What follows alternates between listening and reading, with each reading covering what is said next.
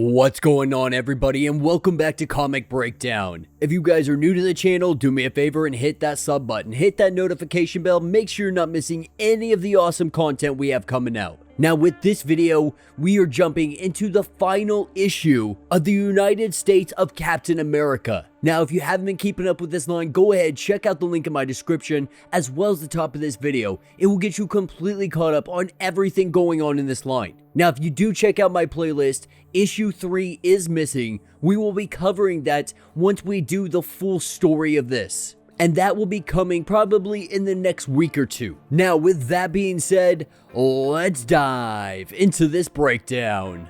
Alright gang, so as we dive into the last issue of the United States of Captain America, there has been a lot that's been going on, and I really hope that this issue helps a lot of fans that weren't really on board when it came to issue number 1. Now, not really knowing if you guys are still even following this line, I think this issue is really going to change the perspective on how you may have felt about this comic to begin with. Now, right now we have US Agent interrogating Superior. With Speed Demon no longer being brainwashed, he is willing to help the Captain Americas, to help them bring down some Nazis. More specifically, Hate Monger and Warrior Woman. But right now at Avengers Academy, we have Sam Steve sitting down with Speed Demon, watching the news and watching the Anchorman just really drag Captain America's name through the mud, saying that they aren't friends of the people, they don't fight for freedom. It's literally hate mongering. Now, believing this to be hate monger, like who else could this be? Because Captain America, he refuses to believe that people feel this way, that it has to be some kind of manipulation. But if it is true, if this is this individual's true feelings, then Captain America is truly worried, because the way they are being portrayed could be very dangerous, not only for the network of captains, but everybody as a whole. But no matter what, at the end of the day, they have one job to do, and that job is to find Hate Monger, to bring him down, to bring down this Nazi plan, and stop all of this craziness before it goes too far. Now, picking up in Colorado Springs, we have Captain Merrick, Bucky, and Ariel, and they have come to escort the captain to his house, because at his house there is a horrible encarving on the door. This encarving is really just saying there's no need for Captain America's, that America is going to fall, Captain America is going to fall. It's a scare tactic, and it definitely worked. It definitely has him and the captains worried. And so with this being on the wall, they're gonna bring him back with them, but he has to go pick up his daughter from school first. Now this is where we pick up with US Agent and the other Captain Americas. And US Agent has been able to get her to break, and she spilled the beans, using all of the tactics he can use under Geneva Conventions. He was able to extract some information from her, and what it appears to be is a satellite transponder signal, because right now they have Hate Monger broadcasting live from that remote location.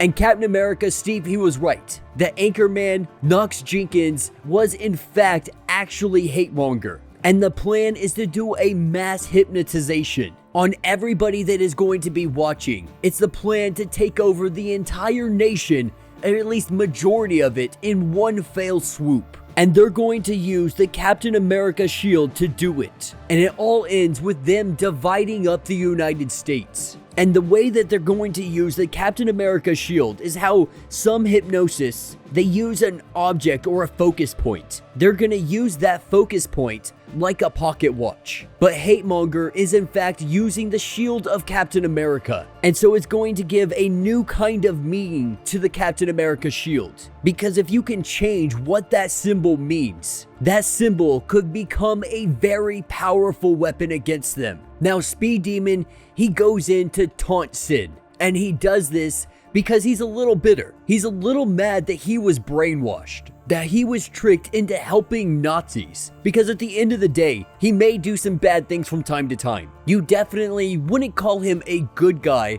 on some days, but one line he would not cross is working for Nazis, doing anything along those lines. The only way that could happen is if he's brainwashed. And so right now his pride is hurting. and Superior is able to get under his skin. He goes and he attacks her, and she knocks him straight to the ground. She took this as an opportunity, and now she is able to escape. With the other Captain Americas rushing in, trying to stop her, she's able to ditch out a window, and she has a getaway car waiting outside for her. Now, the idea is they might go chasing after her, but Sam tells them that it's probably more than not a distraction, a way to lure them away from whatever Hate Monger currently has planned. And so they need to get to that signal location. They need to find where that is, and they need to bring Hate Monger down before he takes over this whole nation. And so Bucky, Ariel, and our captain currently picking up his daughter. We have US Agent, Steve, and Sam currently headed out to an island.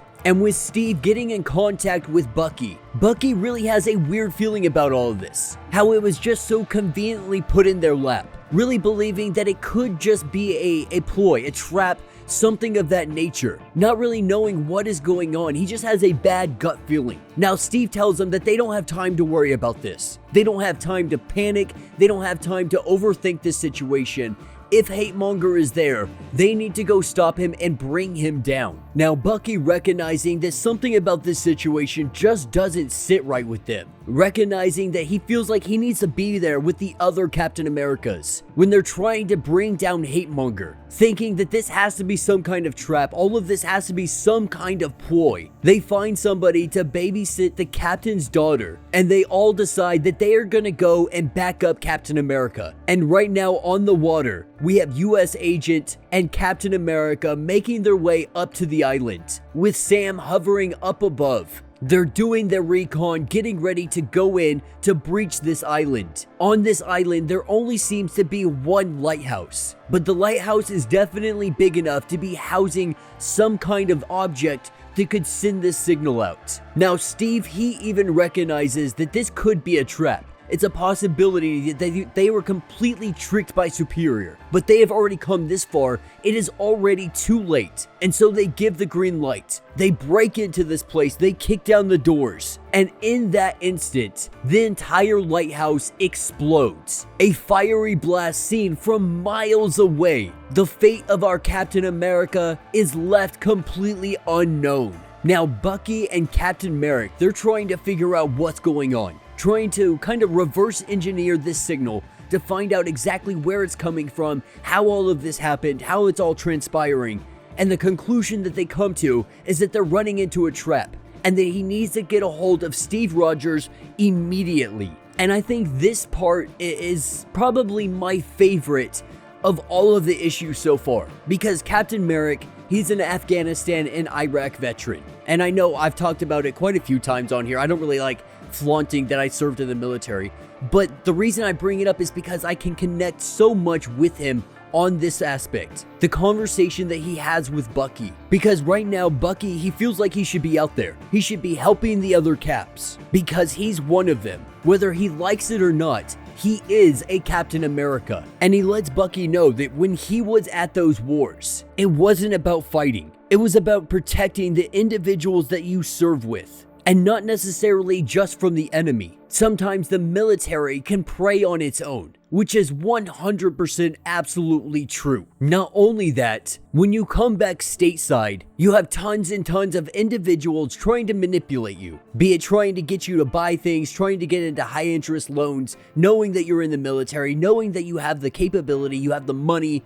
you have done definitely tons and tons of means. And so they're using your service, they're using your sacrifices to try and up their sales. And so when he says that they don't need protection just from the enemy, he's talking about individuals that would take advantage of newly recruited soldiers, individuals that are just coming back from war, dealing with PTSD and all of these things, and may not be thinking correctly. Because what these guys truly need is some mental health care. And I firmly 100% agree with that. Anybody I served with, I tell them that they need to go to the VA. They need to get themselves enrolled and start seeking care. Even if it's therapy, simply talking about your day-to-day life. There is nothing bad about that. And ending the stigma around mental health, especially when it comes to the military, because it's believed if you talk about PTSD, TBI, if you're talking about depression, anxiety, any of these issues that would make you ineligible for combat possibly, there's a huge stigma surrounding them that if this is you, that you shouldn't be serving, that you get less opportunities. And so as a leader, what he tried to do is guide these soldiers in the best way he could, to give them some kind of chance, to be the voice of reason when they may have nobody else. But as he's typing on the computer, he gets interrupted because he finds that something on that island was masking a relay. The actual source not coming from the island, but it has to be somewhere nearby. And so they grab their gear and they head out the door. They try to call up as many in the Captain network as they can because they're gonna need as much backup as possible. Now this is where we pick up with Steve, Sam, and US Agent. And they are currently confronted by Warrior Woman, Hate Monger, and Superior. And they have come to show them the final hours. They have come to show them the decline, the fall of America. And it is all going to be because of Captain America. They're going to use his shield to hypnotize the entire nation. And they're going to demonstrate this by doing it on Steve Rogers. And with them grabbing his face, putting the shield directly in front of him, Warrior Woman starts chanting something that's supposed to hypnotize him. And that's exactly what it does. We see him sucked into this hellish nightmare. A nightmare that tells him to beware of the Captain. Beware of all captains. That they sing a song of America's destruction. That they carry the banner of misery and suffering, stars and stripes, and death in the end. And to kill them before they destroy everything that you know and love. Now, while this is happening to all of them, we have Ariel, we have Bucky, now dressed up as Captain America, and they're jumping out of an airplane, getting ready to save our captains. And with them making their arrival on this island, we see it jumped right into the action, with a wall exploding, with Bucky charging in, throwing his shield, this explosion knocking everyone back. And as the dust settles and clears, as everyone is getting untied and the fight is really about to break out, we see from the destruction of the wall, every single one of our Captain America networks that they were able to grab. And we see all of the Captain Americas, they jump in. They jump into the fray and they take it to them. They take it to Hate Monger, Warrior Woman, and Superior. And we see the captains just wreak havoc on these guys, being able to trap our good old Hate Monger back into his prison cube, being trapped inside of his energy cage, taking out the big fighter in this fight. Rounding up the other two was relatively easy, but this is where Captain America, he finds himself on live television, being broadcast to all of the world. And at first he stutters, but then he takes the mic and he hands it over to our Captain America network, giving them the opportunity to say something. And our Captain America network, they really let us know that there's a lot of bad press going on, especially right now about Captain America, about the network of captains, everything going on. And he really tells them, you know, I get that some of you don't like us, some of you don't like our hijinks, some of you just haven't liked anything that we have been up to. But that's the great thing about America, is you don't necessarily have to like everything someone does. But the amazing thing about America is that we can all still enjoy one another, enjoy living here, and have all of these differing opinions. Because at the end of the day, no matter what you look like, no matter what you're wearing, no matter the color of your skin, no matter where you come from, Captain America will always have your back. Now that's when we're taken to weeks later, and Steve has finally had time to really think on everything that has been going on, everything that's transpired, the idea of giving his shield up to this museum. But it's not just his shield that he gives up. All of the captains, they give up their shield. They put it all in the museum, demonstrating that Captain America isn't just one person. Captain America is an idea. It's an ideology. It's a symbol, and that symbol is hope. Hope and unity. And it reminds Steve that the American dream, it is still very much alive. And he can't imagine a better place for this shield to be, to inspire hope. And he believes that every one of us is Captain America. Every one of us has the capability to live by his mottos, to be and live in his image. The Captain America that is there for the people, that is there to help one another no matter what. Understanding that we live in a cultural melting pot, that we're going to disagree with one another. We're not always going to have the same opinions, but it doesn't necessarily make you bad. It doesn't make you wrong. It doesn't make you a Nazi. It doesn't make you a terrorist. That tribalism itself is a core fundamental issue. When we start looking at each other as the enemy, when we start seeing one another as the opposition, that's when things start to get really sticky. That's when things start to turn really ugly. But we can make the choice to be better, the choice to live as Captain America would. And that will be the end of this issue. So let me know what you guys think down in the comments. You guys know I had tons of fun with this line.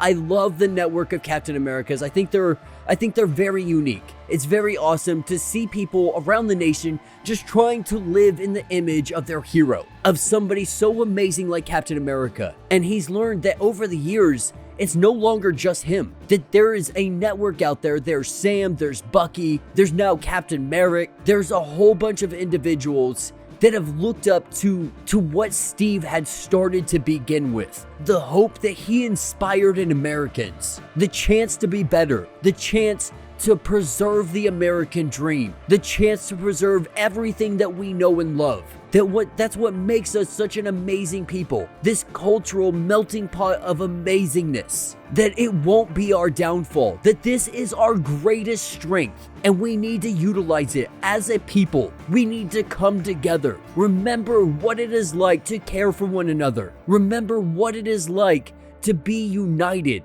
That is what it means to be Captain America. But let me know what you guys think down in the comments. If you have not yet, do me a favor, hit that sub button, hit that notification bell, make sure you're not missing any of the awesome content we have coming out. And until the next breakdown.